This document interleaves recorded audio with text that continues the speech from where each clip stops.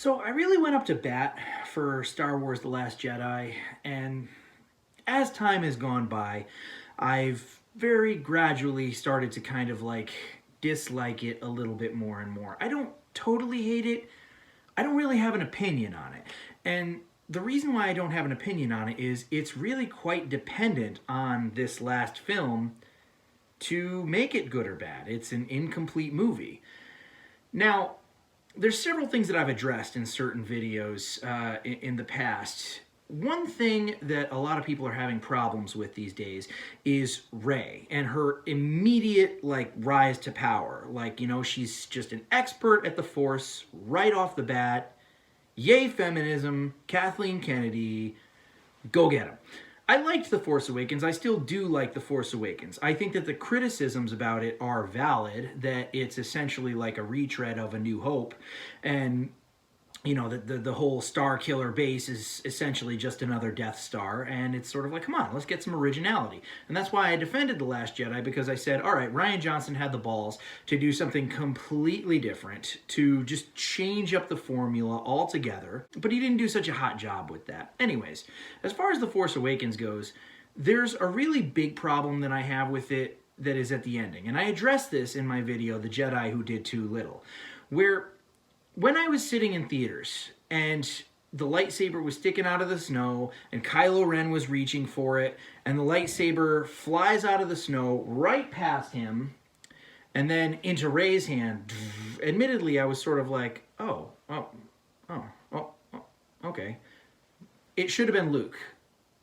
How much of an amazing reveal would that have been if it had been Luke? The lightsaber flies right past Kylo Ren, Luke catches it. That would make perfect sense, that Luke would face down Kylo Ren and send him on the run. Because Luke is like a Jedi master at this point. He has decades of training in the Force under his belt. But no, it was Rey. Rey catches the lightsaber. And it's like, I get that they're trying to say that she's powerful in the Force like nobody that we've seen before. But she's had zero training. Kylo Ren was first trained by Luke Skywalker, and then he was trained by, what's his face? The stupid, dumb Andy Serkis, Snoke, all right? So he had training in both the light and the dark side. God knows how many years of training in the Force.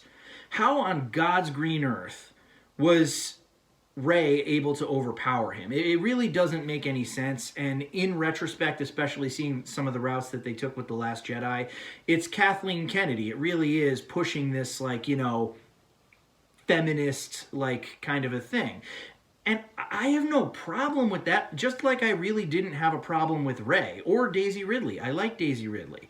And her character, the way she starts out, is really cool. What I don't like is the narrative. I don't like the storytelling. I don't like the fact that she's just immediately able to pick up on all this stuff. Luke screwed up. His journey was a journey. It was trial and error. The second freaking movie ends with him getting his hand cut off, finding out that Darth Vader is his father. It's a very, very bleak ending to the second film. And then by the time Return of the Jedi comes around, he's ready to go. He's got the full up Jedi cloak, and he's like, you will take me to Jabba now. There was a journey that got to there, a journey of trial and error that involved failure.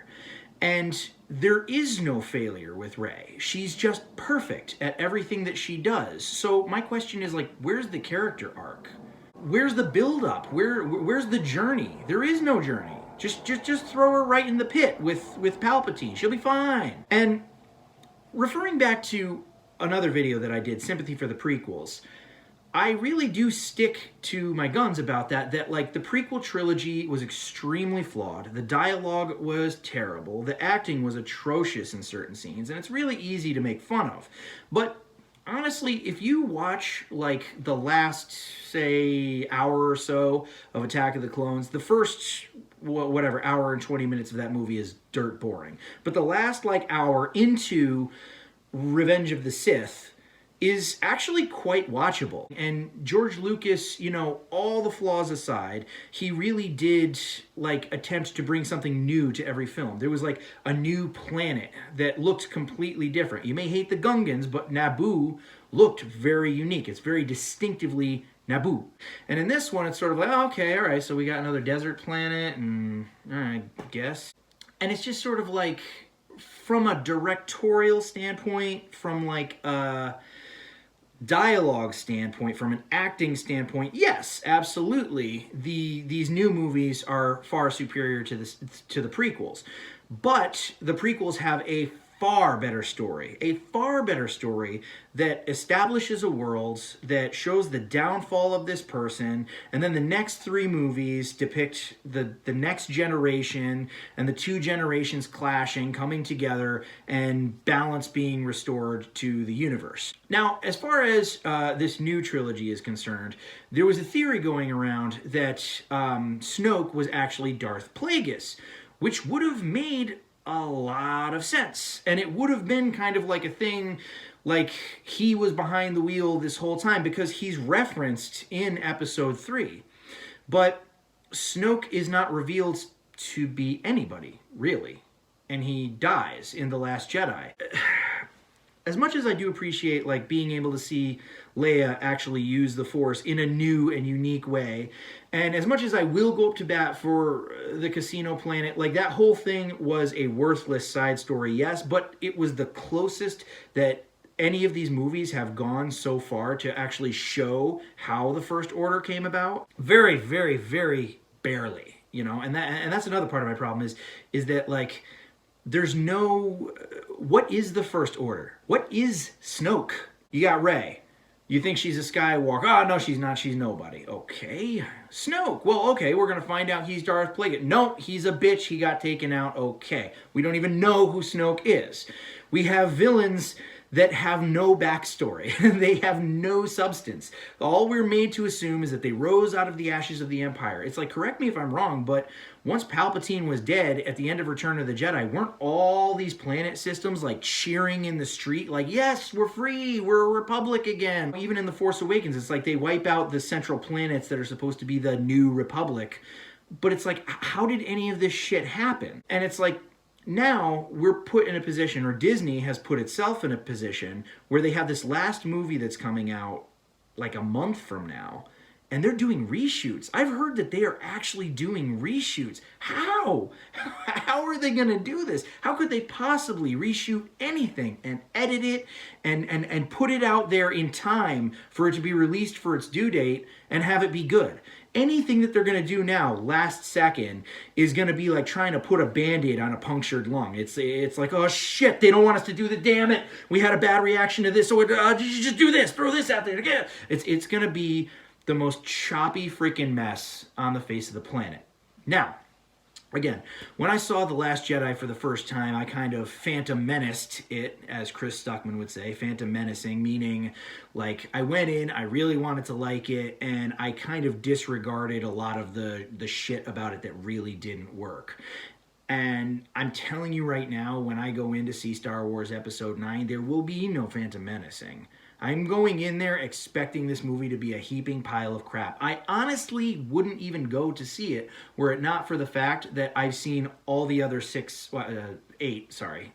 all the other 8 Star Wars movies in theaters. It's like tradition, but I gotta be honest with you, I really feel like we're heading into a godforsaken nightmare. I've seen interviews with J.J. Abrams and Kathleen Kennedy. J.J. Abrams looks like he freaking hates her and like he wants to die.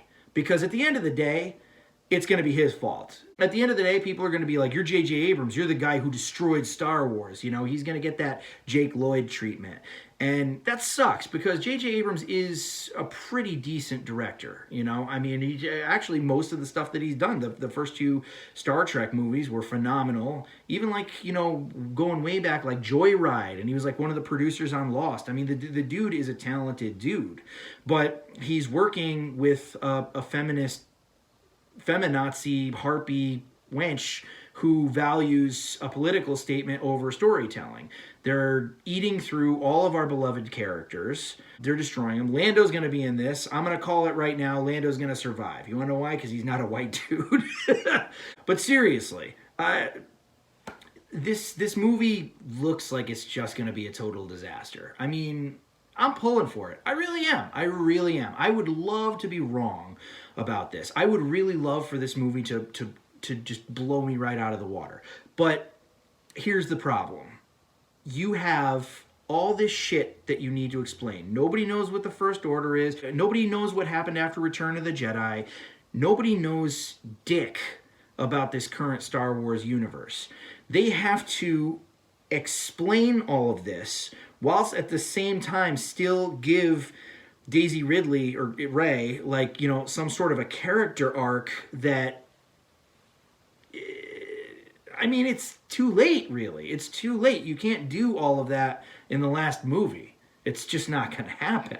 I think the world is experiencing a little bit of Star Wars fatigue right now. Disney they started off pretty good with their first two films, and they've just been gradually kind of driving it into the ground. And it's also like Star Wars doesn't feel special anymore. You know, it always felt special. Even when episodes 1, 2, and 3, as much as people hated them, every chapter that came out, people were excited. They'd been waiting 3 years, like maybe they'll get it right this time. Because it's a history. It's like there was 16 years between Return of the Jedi and Phantom Menace. It's cinema history. So you have this like massive following over these films that are like a special treat every 10 to 15 years. And now it's sort of like, okay, here's the next, you know, terrible narrative, butchered version of this that we're going to throw out. Here's a Han Solo movie where he goes through the exact same character arc that he does in Empire or A New Hope. Here's the exact same character arc, and we'll throw in a little bit of feminism, and boom, there you go. A package, let's go. Great, right? Well, box office returns say otherwise. And I mean, this movie's set up to really bomb pretty hard, and I think that Disney knows it. Honestly, if I had any semblance of a recommendation, I would say, Disney, cut your losses. Cut your losses. Scrap this flaming pile of shit that you're about to release to theaters. Cut your losses. Take another year, take another 2 years to do a final episode right. Then you'll be, maybe people will buy your action figures again and stuff like that, because this $4 billion investment is just going right down the pan. And I mean, frankly, Disney, you deserve it. You deserve it for disrespecting the fans the way that you have. You're greedy, and you're corrupt, and you are Emperor Palpatine. But anyways, yeah, I'm very, very apprehensive, to say the very least, about the new Star Wars movie coming out. And that's all she wrote.